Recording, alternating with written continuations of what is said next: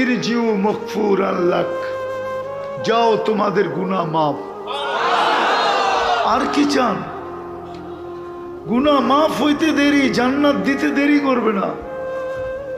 জান্নাত তো চিনি না, কি জান্নাত? দুনিয়ার ইট নিয়েই পাগল, এটা নিয়েই খুশি। জান্নাতের বাড়ি হবে সোনার ইট, রূপার ইট দিয়া। এরকম ছোট পচা মাটি, বেশি বৃষ্টি হলে দুর্গন্ধ আসে। জান্নাতের মাটি হবে মুস্কার আম্বার দিয়া। এরকম ছোট বাড়ি, জান্নাতের সবচেয়ে ছোট বাড়ি এই দুনিয়ার 10 গুণ বড়। এই দুনিয়ার লোহা লক্কর কাঠ শাটের ফার্নিচার, জান্নাতের ফার্নিচার হবে সোনার, না হলে রূপার, নাইলে জবরজুদ, নাইলে জমররুদ, নাইলে ইয়াকুত, নাইলে মারজান, নাইলে মুক্তা, নাই হয় হীরা। ফার্নিচার হবে ওটা দিয়া। দুনিয়ার মতো খাওয়া, কয় আইটেম খান? জান্নাতে ডেলি 70 হাজার আইটেম খাওয়াবে। কোনো বাবুর্চি পাক করবে না, পাক করবে আল্লাহ কুদরত দিয়া। জান্নাতে ডেলি কাপড় চেঞ্জ করবে 70 বার। আজকের বাংলাদেশের কোনো শিল্পপতিও যদি ডেলি 20 বার কাপড় চেঞ্জ করে, তো বাড়িওয়ালারা বলবে মাথা নষ্ট হয়ে গেছে, ওরে নিয়ে যাও পাবনা। ও 20 বার কেন কাপড় চেঞ্জ করে? জান্নাতে 70 বার কাপড় চেঞ্জ করবে। এই সুতার কাপড় আল্লাহ আলো দিয়া সুতা বানাবে, সুতা দিয়া গ্রে বানাবে, ওটা দিয়া কুদরত দিয়া কাপড় বানাবে। জান্নাতে কোনো ওয়াশিং মেশিন নাই, পুরান কাপড় রাখার আলমারি নাই। 1 ডে ইউজ, আজকে যেটা ব্যবহার করছে ওটা জীবনে আর কোনোদিন করবে না। কালকে নতুন আল্লাহ পাঠাবে 70 জোড়া।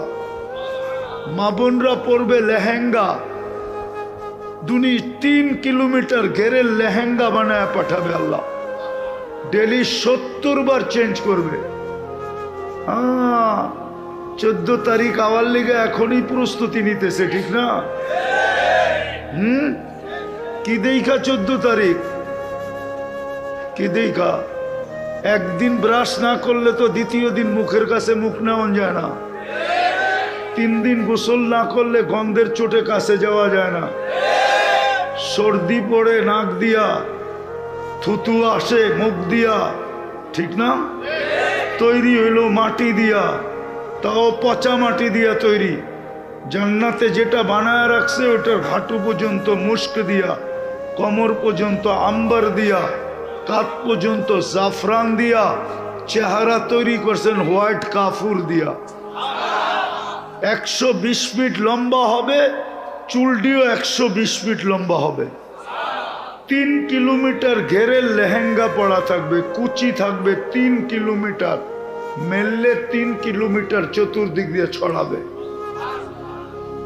আল্লাহর রসুল পায়ের রূপ বলছে, লাউ কাশাফা সাকাই লাগাবা দাউল শামস, পাও খোলা দিলে সূর্য চিরদিনের জন্য আলো হারায় ফেলবে। পায়ে যদি এত রূপ হয়, চেহারায় কত রূপ? ও যুবক বাবু না, চেহারায় কত রূপ?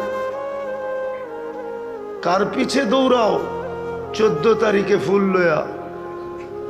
শুধু ফুল দেয় নাকি? হোটেলে বসে খাওয়ায়, আবার পার্সেল বাড়িতে দিয়া দেয়। পারে না কলিজা ফাইরা গুনা কইরা দিয়া দিতে, শুধু যেন লেখা দেয় I.U। তারপরও তো এখানে 90 ভাগের বেশি শেখ খাওয়া। পারে না ডেলি মিছিল করতে বাড়ির সামনে যায় যে শেখ খেয়েছে আমার ভাই, তুগো রক্ষা নাই, বাইরো বাড়িতে। এটার লিগা পাগল। জান্নাতে বানায় রাখছে, জান্নাতে, ওটার লিগা পাগল হও, এটাই বুঝাইতে চাইতেছিলাম। কিন্তু আওয়াজের চোটে তো কিছু বুঝানো যাইতেছে না। মনে হয় শয়তান বুঝা ফেলছে আজকে যে ওদেরকে তো ওয়াটার স্যালুট দিয়া দিছে আল্লাহ, এখন দেখি আমি কিছু হইহুল্লা কইরা কিছু নষ্ট করতে পারি কিনা। যত আওয়াজ যে করবে আমি মনে করব ওর কান্দে শয়তান বসা আছে, আর যে চুপ থাকবে আমি বুঝবো ফেরেশতা ওর সাথে আছে। এই জন্য বুঝাইতেছিলাম ওই জান্নাত মিলবে। ওই জান্নাত মিলবে। থুতুর বর্ণনা আল্লাহর রসুল দিছে, লাউ বাজাগা সাবাতি আবহুর লাসারা আদবা, 7 সমুদ্রে থুতু দিলে পানিগুলা মধুর মতো মিষ্টি হবে। 4টা গ্রানে সারা দুনিয়া মোহিত হবে। কও ওই ঠোঁট ঠোঁটে লাগলে কেমন হবে? মনে হয় তখন বুজুর্গ হয়ে যাইব, ঠিক না? চিনি তোমাগরে আমি 3জন 2জন মিলা মোবাইলে দেখতে থাকে, হঠাৎ আপসেট হয়ে যায়, জোশ আয়া পড়ে। একজন আরেকজনে খোঁচা দিয়া কইছে ইশারায়, দেখছস দোস্ত, আগেরটা কইলাম না শব্দটা। তো মোবাইলের ভিতরে হাতও তো ঢুকাইতে পারে না, আর ও কোন জায়গায় দাঁড়ায় আছে এটাও তো জানে না। তো মোবাইলে টাচ করেই চুমা দেয়। জগৎ দুনিয়াতে এই অবস্থা, ওরা ওই ঠোঁট পাইলে কি অবস্থা করব? হাদিসে আছে 40 বৎসর লাগায় রাখবো, 40 বৎসর। 40 বৎসর পরে গালে চিমটি কাটবো, আর কইব খালি ঠোঁটেই দেখবি, আর কাহিনী নাই। পুরা শরীর তো আল্লাহ কাহিনী দিয়ে বইরা রাখছে, এটা চল তোরে কামরায় কাহিনী দেখাই। আওয়াজ না আল্লাহ বানায় রাখছে এটা। এই জন্যই তো বলতেছিলাম যে পুরস্কার লয়ে উঠতে হবে, মাগফিরাত নিয়ে উঠতে হবে, তাইলে ওই জান্নাত মিলবে যেখানে সব রাখা আছে। মা তাশতাহি আনফুসুকুম, আল্লাহ গ্যারান্টি দিতেছে। কে? দুনিয়ার মানুষ তো কতই বলল, করলো না। কতই বলল, সারা বৎসর পিছে পিছে ঘুরাইলো, কিন্তু শেষমেশ কি জুতা দেখায় ফিরায় দিল, ঠিক না? আল্লাহ এরকম না, আল্লাহ গ্যারান্টি দিতেছে। আল্লাহর গ্যারান্টি। কার গ্যারান্টি? চিনো আল্লাহ? কোন আল্লাহ গ্যারান্টি দিতেছে? যিনি 99টা পদের মালিক, একটা পদের মালিক না।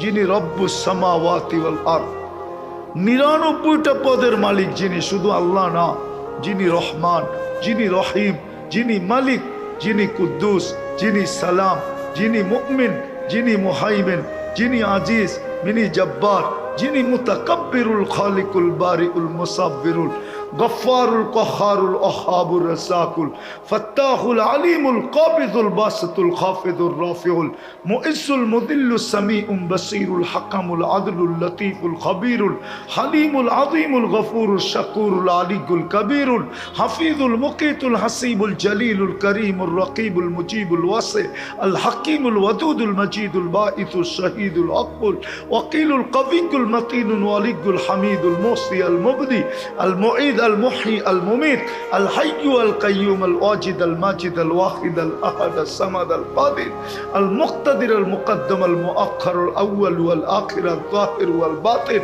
الوالي المتوالي البر التواب المنتقم العفو الرؤوف مالك الملك ذا الجلال والإكرام المقسط والجامع والغني والمغني المانع الضار النافع النور الهادي البديع والباقي الوارث والرشيد الصبور জাল্লে জালালু 99 পদের মালিক আল্লাহ গ্যারান্টি দিতেছে।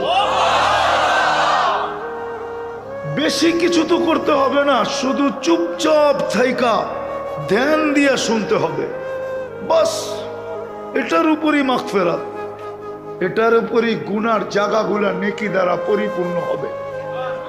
তৃতীয় যেটা দিবে ওটা আরো উপরে। আল্লাহ আমাদের আলোচনা ফেরেশতাদের সামনে করবে, তারপরও নির্জুম না। আজকে তো দুরবস্থা এই জন্যই, জান্নাত তো গেছেই, দুরবস্থা তো মুসলমানের আজকে এই জন্যই। সারা দুনিয়ায় মুসলমানের দুরবস্থা। ওই প্রবাদ বাক্য এখন সত্য, সরল পায় যারে দুই হাতে কিলায় তারে। সারা দুনিয়ার মুসলমানকে 2 হাতে কিলাইতেছে। আর হবে না তো হবে না কেন? যাদেরকে আল্লাহ উম্মতে মুহাম্মদী বানাইলেন, যাদেরকে 3বার নির্বাচিত করলেন, একবার মানুষ হিসাবে নির্বাচিত করলেন, একবার মুসলমানের ঘরে নির্বাচিত করলেন, একবার উম্মতে মুহাম্মদী হিসাবে বাছাই করে নির্বাচিত করলেন। ওই উম্মত আজকে নির্যাতনের শিকার নির্যাতিত হবে না তো ভালো মতে বোঝেন, কাজে দিবে। নাইলে যুবক তোমাদের এই রং ঢং কোনো কাজে দিবে না। আমি ভালো মতে বুঝি, তুমি যতই চুলের স্টাইল বানাও, তোমাকে বিদেশ যাইতে হইলে দালালের পিছে ঘুরেই যেতে হয়। 30 লাখ দিয়া 50 লাখ দিয়া যাইতে হয়। তোমার এই চুল কাটা দেখা বাড়ির থেকে এসা নেওয়া যাবে না। তোমার এই জিন্সের প্যান্ট দেখা নেওয়া যাবে না। তোমার 14 তারিখ আর 31 নাইট দেখা নেওয়া যাবে না। 14 তারিখ তোমরা এখানে দেখছো, আমি আমেরিকায় দেখছি। তোমাদের মতো তো উদযাপন করে না। তোমরা তো ওদের চেয়ে 100 গুণ বেশি মানো।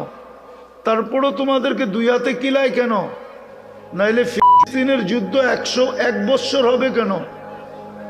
আমার যুগ বিয়োগ তো মিলে না। যেইখানে ইব্রাহিম আলাইহিস সালাম ঘুমাইতেছে ওইখানে বোম ফাটে কি করে? একটু বিবেক দিয়ে বোঝো, কাজে দিবে। একটু বিবেক দিয়ে বুঝি আমরা।